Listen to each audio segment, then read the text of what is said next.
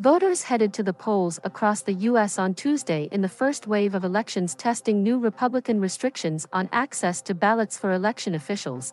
It's a chance to counter a year's worth of misinformation about voting security and restore faith in democracy for those who still have doubts about last year's presidential election.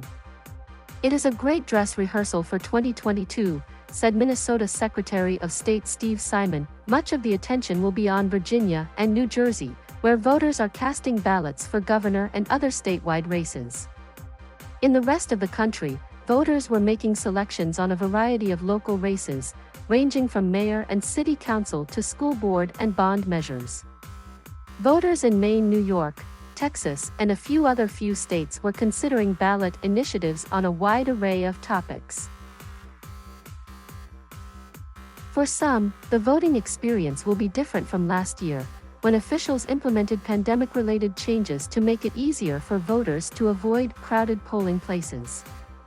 Some states have made those changes permanent, while others have rolled some of them back. In Virginia, lawmakers last year expanded absentee voting permanently by no longer requiring an excuse. But a requirement for a witness signature on absentee ballots that was waived last year is back, and officials have been working to contact voters who have been turning in ballots without them. Those voters will have until Friday to fix the issue, or their ballots will not be counted. In a few states, voters were encountering tighter voting rules because of laws enacted in states controlled politically by Republicans. Among them are Florida and Georgia, where voters face new ID requirements for using mail ballots. Republicans have said their changes were needed to improve security and public confidence following the 2020 presidential election. They acted as former President Donald Trump continued his false claims that the election was stolen despite no evidence of widespread fraud. These claims were rejected by judges and election officials of both parties who certified the results, and Trump's own Attorney General, who said federal law enforcement had not seen fraud on a scale that could have affected a different outcome in the election. Voting rights groups said various hotlines would be available to assist voters who have questions or encounter problems at the polls or with their mail ballots. Damon Hewitt, whose group the Lawyers Committee for Civil Rights Under Law leads the effort, said Tuesday presented an important test.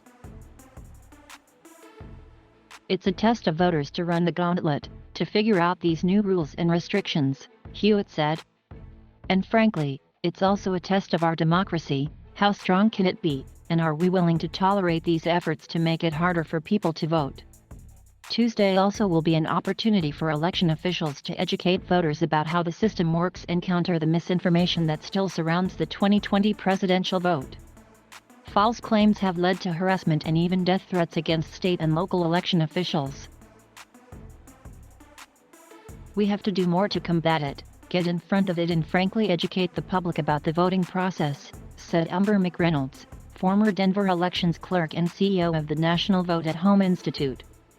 Because part of the reason that there is disinformation and it has been able to flow as it has, is that the vast majority of Americans don't understand how the election process works.